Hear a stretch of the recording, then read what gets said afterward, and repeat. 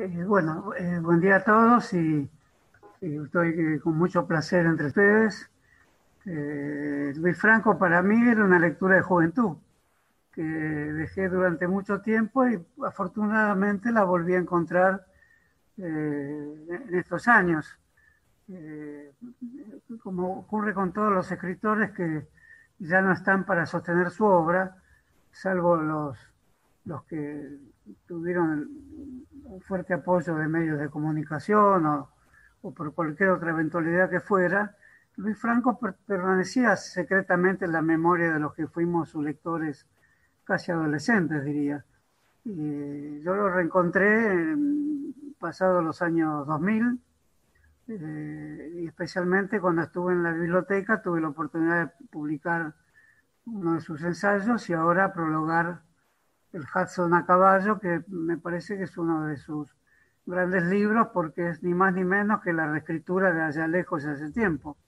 Emprender esa reescritura es de una originalidad muy grande y se conocen las opiniones de Franco, tanto como su gran poesía. Es una poesía muy cuidadosa, líricamente extraña y al mismo tiempo que muy simple, muy conmovedora. Fui menos lector de su poesía que de sus ensayos, pero ahora estoy leyendo sus poesías y todo esto me deja el pensamiento que seguramente compartiremos todos, la suerte de los grandes escritores eh, eh, peregrinos, digamos, que salen de su provincia, van a la gran metrópoli, encuentran allá diversos trabajos, tienen diversos compromisos políticos y siempre alguien los está esperando en su provincia, alguien resguarda su memoria y por otro lado esa memoria siempre se ramifica en los que por un azar cualquiera, y ese azar cualquiera finalmente no termina siendo cualquier azar, lo leímos en cualquier periodo de nuestra vida y dejó una marca, la marca del hombre comprometido y al mismo tiempo del naturalista, del poeta de la naturaleza y del amante de la belleza natural convertida en una poesía de muy fuerte lirismo. En ese sentido compite en la memoria de Hudson con Borges y Martínez Estrada. Por eso en el prólogo traté de asimilarlos, porque sería una injusticia el hecho de que tanto Borges como Martínez Estrada y mucho más Borges gozan hoy de una facultad, de un recuerdo propiciatorio más o menos constante. Sería una injusticia que el enorme trabajo de Luis Franco sobre Hudson no tuviera la misma envergadura que han tenido los de Borges y los de Martínez Estrada, ¿no? En ese sentido, me parece que esta publicación es un gran logro tripartito, digamos, de la editorial Leviatán, del Senado de Catamarca y de Maíz Rojo. Me parece que hoy es una vía de publicación en este momento tan preocupante que vive la humanidad y que vive el país. Me parece que la vida cultural, la rememoración de nuestros grandes escritores pone también una nota absolutamente indispensable en estos momentos en que vive el lector, porque el lector finalmente es el depositario y el lugar donde van a convergir las grandes memorias, las grandes escrituras, los grandes proyectos de reflexión y también las grandes tragedias de nuestro tiempo, ¿no? Bueno, no soy un especialista en Franco, soy un lector, que me parece que es una condición eh, sumamente compleja. No, no incluso el especialista, pero a veces la lectura lleva a ahondar más en un autor que en otro. En el caso de Franco me llama la atención justamente ese aspecto de su compromiso con la llanura, con la pampa, no siendo un autor que proviene de la zona que solemos llamar pampeana, y su compromiso con eh, corrientes políticas que, que son de carácter libertario y de carácter vinculada a las izquierdas argentinas, pero en el caso de Hudson coincide con las grandes tradiciones clásicas. Y me parece que el libro del que estamos hablando ahora, eh, que tiene una gran fuerza poética, porque es un ensayo de carácter poético y, como digo, una experiencia singular, porque reescribe allá lejos hace tiempo. Es una reescritura de un libro con un idioma parecido al de Franco, que al de Hudson, no es el de Hudson, es un idioma que diría que no es un idioma gauchesco, es una lírica libertaria, y en ese sentido digamos, la triple condición de Franco, de escribir ensayos, de escribir poemas, bueno, de hacer de los poemas delicadísimas metáforas. Aquí copié uno, La Calandria, que dice silencio de diamante. Eso ya indica el modo de pensamiento de un autor. En el campo, ni un eco, de pronto la calandria que halla en la luz su alpiste, desciende melodiosa sobre un gajito seco, como buena noticia sobre un corazón triste. La buena noticia es que descienda la calandria. Me pareció que estas breves líneas de Franco suponen un uso delicadísimo de las metáforas. Que baje un pajarito es una buena noticia. ¿Qué quiere decir esto? Las buenas noticias para nosotros pueden ser las buenas noticias escritas o conversadas y que entrañen un tipo de felicidad palpable que no sea necesariamente la de la naturaleza. En este caso hay un posarse en un gajito seco con la buena noticia que es una calandria que va a alegrarlo. En ese sentido, la fuerza que tiene la poética de Franco es la poética del que revive la naturaleza, del que hace que la naturaleza hable por sí misma y que la misión del poeta sea finalmente hacer hablar a la naturaleza con la que sería su voz. Claro que en este libro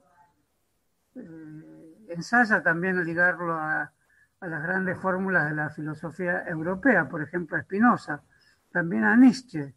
Y eso me pareció elocuente y extraño al mismo tiempo. Era atrevido Franco porque evidentemente mostraba, por otro lado, una relación de la poesía con la filosofía y hacía de Hudson un autor que él mismo se había separado de Darwin sin dejar de admitir que había una evolución en el ser humano, pero se había separado nada más que para hacer poética a la naturaleza, para hacer la parte de la memoria además. Hudson es un escritor de la memoria, pero la memoria no es solo una memoria humana, es una memoria de la naturaleza humanizada. Y en ese sentido me parece que Franco tiene una fuerte influencia de Hudson. Esto entraña diversos problemas para la literatura argentina porque Hudson era como lo definió Borges de un lonjazo, digamos. Era un escritor argentino en lengua inglesa. Y Hudson es un escritor argentino en lengua argentino criolla y con un lirismo que no es fácil de definir porque es un lirismo que parece sencillo. Un pajarito se sitúa sobre un gajo, el gajo está triste y viene a alegrarlo. Entonces eso me parece que es, digamos, y la alegría se llama buena noticia. Todo ese desplazamiento de conceptos, digamos, el modo en que elabora su fuerza metafórica, está también en el ensayo. Por eso diría que es uno de los poetas y uno de los ensayistas más completos que tiene la Argentina. Y que recuperarlo hoy significa mucho para Catamarca, sin duda. A mí siempre me pareció que la vida política y social de un país no se puede sostener sin sus literatos y sin sus poetas, y por supuesto para la Argentina. De modo que es un caso que hay que seguir tratando en términos de cómo los grandes centros culturales del país recogen Estoy hablando del Ministerio de Cultura de la Nación, estoy hablando de las instituciones centrales de la Nación, recogen a los autores que están en las regiones, pero que no son autores regionales, son también autores universales. La región, cuando se intensifica la vida de la región, fatalmente se encuentra con los grandes temas universales, que es la naturaleza con el hombre, la naturaleza humanizada y el hombre viviendo el goce de la vida natural, el hombre convirtiéndose en un pájaro prácticamente. Por eso me parece que tenemos que darle una gran importancia a la reunión de hoy. No sé si contesto enteramente la pregunta, no sabía que tenía que responder preguntas. Discúlpenme, estoy hablando con recuerdos también, ¿no? Cuando Horacio me envió el estudio, esa pieza extraordinaria, a mí me asombró muchísimo los cruces que había hecho, no solamente con escritores nacionales, sino con Conrad, con Leones de Arabia. A mí me gustaría, Horacio, si podés hablar un poquito de esa amplitud enorme que le diste a Hudson a caballo y a Luis Franco.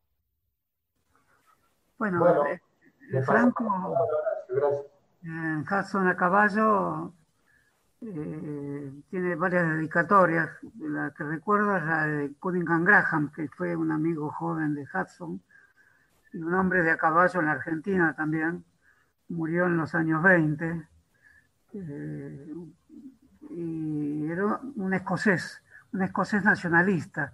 Sí, y tiene muchos escritos sobre la Argentina y era muy amigo de los jóvenes escritores de los años 20, entre otros de Borges. Lo de la ramificación de Hudson en Londres es muy grande, no solo entre la sociedad ornitológica de Londres, que todavía existe y de la cual es presidente honorario Hudson.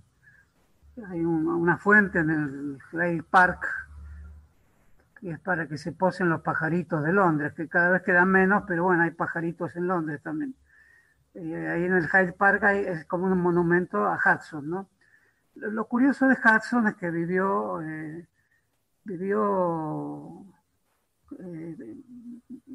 35 años en la Argentina, no sé si exactamente esa es la cifra, y llegó a hablar un castellano con muy pocas inflexiones del inglés. Y era el castellano de la Pampa, digo, tampoco era el castellano urbano de la época, que de todas maneras a todos nosotros nos cuesta imaginar qué lengua castellana se hablaba hace más de 100 años en el Villarejo que era Quilmes y después en Chivilcoy, ¿no? Las dos ciudades, las dos pequeñas villas donde se estableció la familia Hudson y después en la Patagonia. El interés de Hudson es un poco un interés que tenemos que revisar, tenemos que revisar desde muchos lados. Uno es el inglés que se interesa no en forma del proyecto colonialista, sino en términos de un exotismo que le obliga a cambiar de vida. En Hudson no es tan así porque su familia, que venía de Boston en realidad, aunque era inglesa, se establece en la Argentina y establece lazos políticos con Rosas, el gobernante del momento, tanto es así que hay un fuerte retrato de Rosas, un óleo en la sala de la casa de Quilmes. Por eso Hudson en algún momento dice, me interesan los pajaritos contrapuestos a las revoluciones, pajaritos y revoluciones, y esa contraposición está en toda la obra de Hudson sin que se le pasara la cuestión de Rosas como un gobernante al que no le tenía afecto, sí su padre Daniel, y en general todos los ingleses de la Pampa Argentina, que eran muchos, no eran pocos, como bien lo dice Franco en este libro. Y una curiosidad, digamos, en esa ramificación es muy simple, Claudia. Al pasar a Hudson a escribir sobre la base de la memoria, en la época en que Proust escribía sobre la memoria, pero en París, era como un escritor de la época, y esa época es la época donde el colonialismo produce una gran literatura. Eso fue Lawrence de Arabia, una gran literatura que lee a Hudson. Lawrence de Arabia lee a Hudson. Y Conrad, que es un polaco que escribe en inglés, y que escribe los grandes textos que también hemos leído, y que casi todos son películas, como Lord Jim, e incluso la de Coppola, Apocalypse Now, que es un tema del corazón de las tinieblas de Conrad. De modo que ese tejido, digamos, puede llegar a interpretar al inglés, que fuera del esquema colonialista, como no fue el caso de Lawrence de Arabia, aunque también es complejo la idea colonialista que tiene Lawrence de Arabia, porque encabeza una insurrección árabe en la Primera Guerra Mundial. Y Hudson no encabeza ninguna insurrección gaucha, pero lo que hace es tener diálogos que están muy bien expresados por Hudson, diálogos religiosos, puesto que él es un escéptico espinociano, digamos, un panteísta y un epicureísta, como dice Franco. Me parece que son definiciones acertadas. Y se encuentra con un gaucho viejo que expresa todo su dolor por no creer en nada. Y el joven Hudson intenta interferir esa idea de no creencia hasta que él la adquiere, pero la suple por la creencia en la naturaleza. De ahí viene la idea de Spinoza: Dios es la naturaleza. Entonces ahí resuelve su relación con Darwin también, que no era fácil, porque Darwin también no es un exótico, pero viaja a la Argentina, lo conoce a Rosa. Rosa le da el certificado para transitar por la Pampa. Darwin habla bien de Rosa primero y mal de Rosas en un libro fundamental del siglo XIX, que es El origen de las especies. Ahí lo condena Rosas. O sea, la Argentina, la Pampa y Rosas están muy presentes en la literatura inglesa, incluso porque Rosas, que es anti-inglés en obligado, no es anti-inglés ni en Londres, ni en su trato con los embajadores ingleses en ese momento en que él gobernaba. Y para hablar de esta colección de ambigüedades, digamos, que tiene toda historia, la reivindicación de Sarmiento que hace Hudson, que hace Franco en el Hudson a caballo, es también curiosa, porque como hombre de las izquierdas argentinas, que deberían compartir cierto ideal de un Sarmiento poco preocupado por el interior de la Argentina, por la Pampa, por lo que él llamó barbarie tan ligeramente, cuando lo que él llamaba barbarie eran los focos de civilización que él no comprendía o no le interesaba comprender, porque más bien ocupaban lo que él llamó desierto y que le interesaba ocupar con industrias. Sin embargo, hay una gran apología de Sarmiento en Hudson a caballo, una apología tolerable totalmente, porque lo toma como el gran escritor que fue Sarmiento. Ningún argentino puede ignorar lo que es Facundo, más allá de lo que piense de la actitud política que tuvo Sarmiento, que no fue la misma en diversas épocas, por otro lado. Cuando escribió el Facundo, la pintura del gaucho, del rastrador, del gaucho malo, le parecen a Franco antecedentes de Hudson. Hudson escribe después de Sarmiento, aunque vive en la Argentina antes que digamos, se establece antes que Sarmiento. Es un poco un contemporáneo de Sarmiento, Hudson, aunque vive más años que Sarmiento, ¿no? Y nace más o menos unos años después que Sarmiento. En ese sentido, la influencia más grande que creo que tiene Hudson, de ese trío que son, confundo Hudson con Franco, porque son asimilables perfectamente. Como dije, este libro es muy maravilloso, porque tiene en otro lenguaje la reescritura de Allá lejos y hace tiempo, que es nuestro libro del colegio secundario, de la primaria, que a veces lo decíamos con subtítulos en inglés, porque primero se publicó en inglés, y Martínez Estrada dice: recién traducido adquiere su verdadero carácter escrito, donde detrás del inglés, latiendo debajo del inglés, está el verdadero castellano. Esas son cosas muy fuertes, porque en Hudson hay una recreación del castellano en idioma inglés que nos obliga a pensar el mundo, la naturaleza y el universo de una forma muy diferente. Y creo que la mayor influencia que tuvo Franco es de Martínez Estrada, en este sentido, que hay cierto cuestionamiento a la idea de las grandes metrópolis, de la idea de las grandes industrias. Hoy deberíamos discutir eso, porque la Argentina atraviesa un momento muy difícil de su vida económica, donde industrializar, exportar, arreglar la economía de un modo soberano son problemas efectivos, y la cuestión agraria casi siempre se resuelve con un llamado a los grandes propietarios de la tierra que contribuyan con más entusiasmo, o a que tomen las exportaciones liquidando lo que realmente se debe. Bueno, todo eso no es ese problema económico. Cuando Franco dice la Pampa habla, la Pampa no habla económicamente, la Pampa habla metafísicamente. Entonces esa es la cuestión que me parece que el pensamiento económico, político y social debe tomar también, y en ese sentido la idea de que todo lo que es la Pampa está por debajo, que es un pensamiento subterráneo a la ciudad, a las industrias, a la empresa, a las corporaciones, que es el olvido sobre el cual se construye un país. La función de la literatura es hacer de que ese olvido vuelva a la luz y que no se niegue nada que haga que la estructura económica se exprese en términos de justicia social, pero que también se exprese aquello que los industriales o los empresarios corporativos son muy ligeros para olvidar que debajo hubo algo. Cuando se dice que hay algo subterráneo que vive, que está latiendo, esa palabra es de Franco, el latido de las estrellas o el latido de la Pampa, lo que late es una lengua. Y puede haber un país que se resuelva económicamente de una manera más efectiva de lo que hoy está atravesando lamentablemente el país, pero nunca será enteramente efectiva si lo que late subterráneamente, lo que late en lo que es la Pampa como lugar de sabidurías, lugar de poética, lugar de los animales sabios, porque Franco hace pensar a los animales. Piensa como la filosofía francesa contemporánea, Deleuze, por ejemplo, es muy leído en la Argentina porque tiene ese vínculo, eso que llaman la deriva hacia lo animal.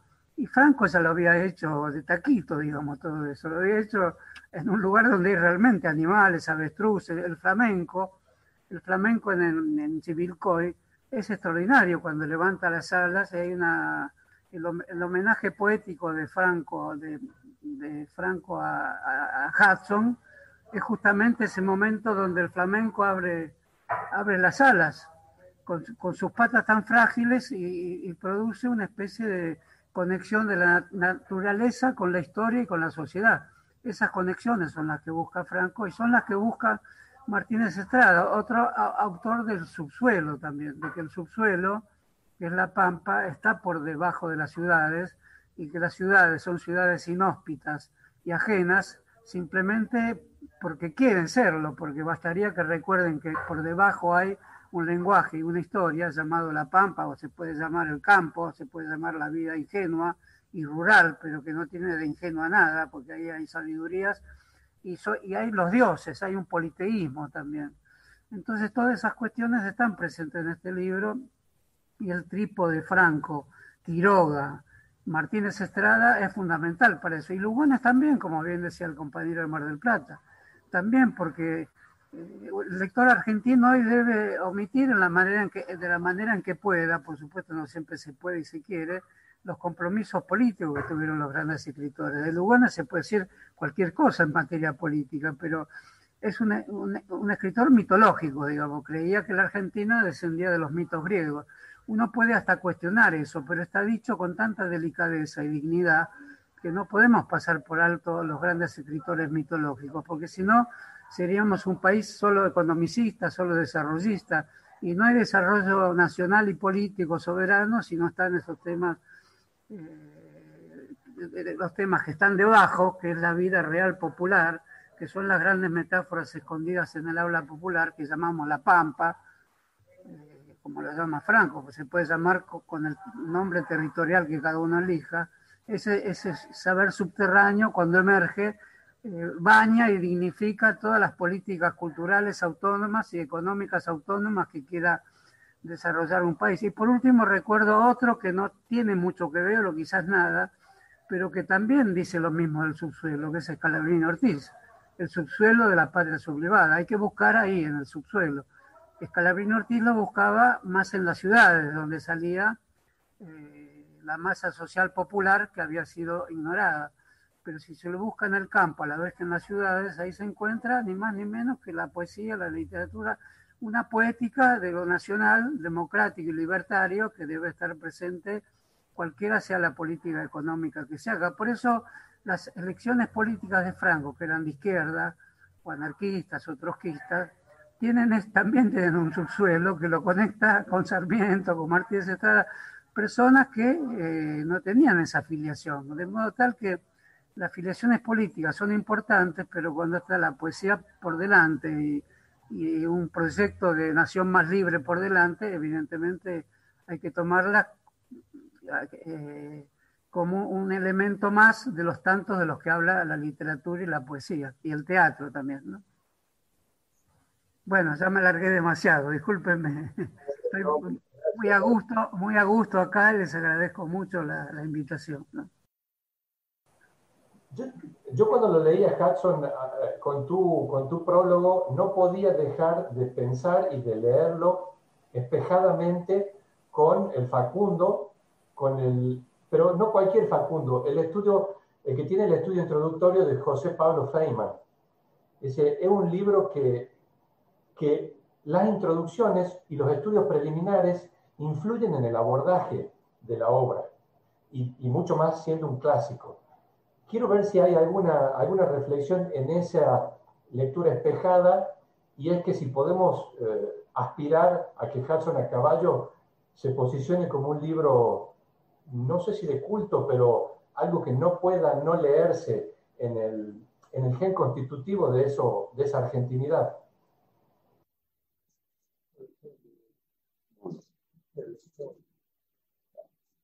Bueno, en mi opinión hay que ponerlo en la senda del Facundo, de Radiografía de la Pampa de Martínez Estrada.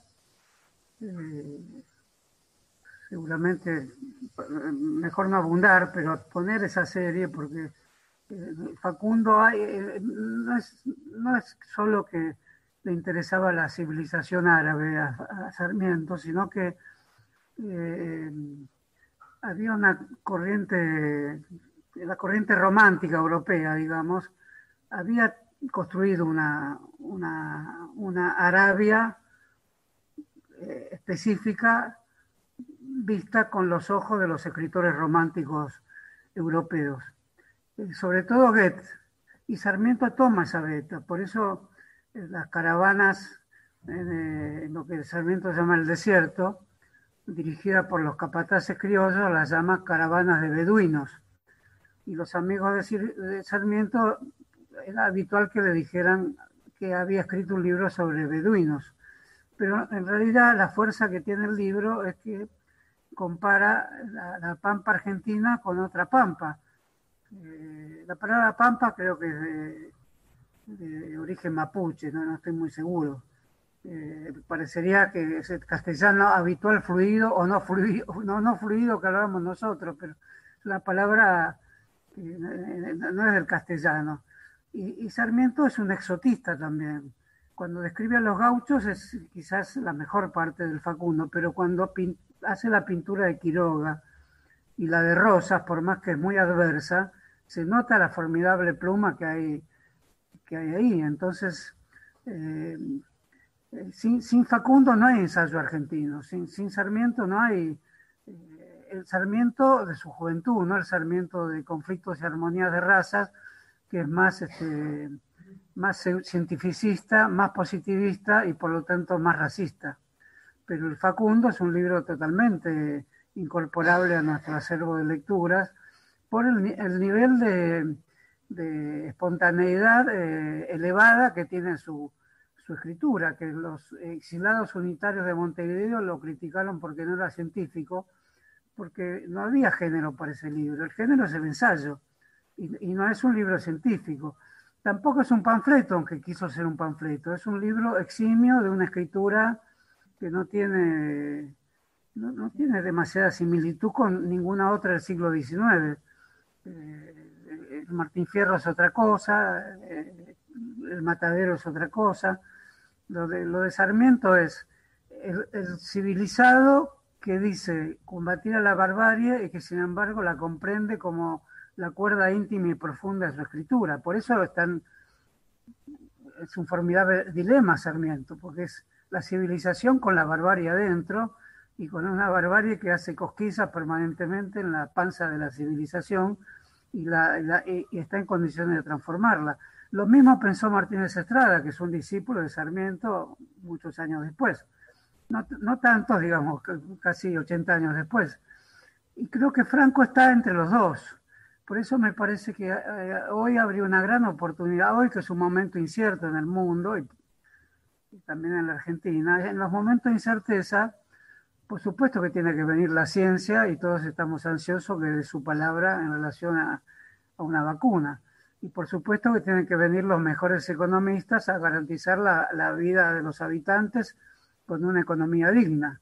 Ahora, la literatura, la poesía, la danza, el teatro, las poéticas de todo tipo y el ensayo, que en general es el ensayo del carácter nacional, que se ocupa sin una excesiva base de datos, o sin ninguna, o sin pruebas, que sustituye la prueba por la generosidad de la escritura y la capacidad de apelar a los ciudadanos, creando un colectivo social interesado en el destino común.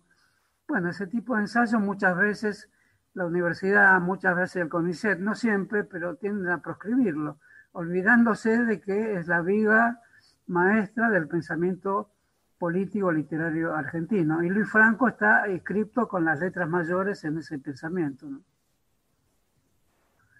Ya no sé más que decir, ¿no? Desde la Cámara de Senadores, muy agradecido por la presencia de todos y en especial de Lito Franco y de Horacio González, que nos honra con su presencia en el día de hoy. Nada más, Franco, muchas gracias. Bueno, gracias a todos. Damos por terminada entonces la presentación del libro Hudson a caballo de Luis Franco. Yo agradezco mucho esta invitación, que me parece que dio lugar a un episodio de gran emoción para todos.